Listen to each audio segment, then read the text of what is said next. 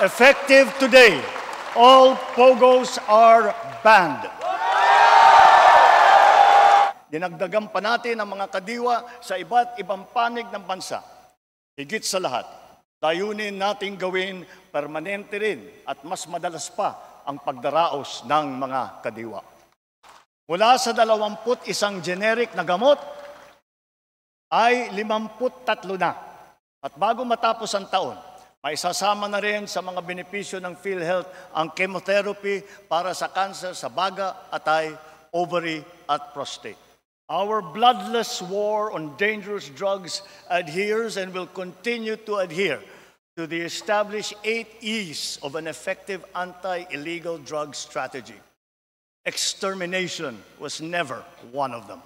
87 of our higher educational institutions have now made it into various world university rankings. The DepEd, CHED, DOLE, and TESDA have joined forces now to incorporate TVET in the senior high school curriculum to further boost the employability of our students. Wala na ring utang taging sa mga teacher. Sa ating mga trabahador, our employment rate has increased to 95.9%. Ang isang buntis o ang isang ina na benepisyaryo ng 4Ps ay mabibigyan ng karagdagang tulong pinansyal. Soon, it will be capable of accommodating 48 flights per hour, servicing our ever-increasing local and international flight routes, and catering to more than 62 million passengers every year. Tutunayan ng proyekto sa Halao River ang pinalalawig na potensyal ng irigasyon. Hindi na lamang patubig sa sakahan ang kaya nitong gawin.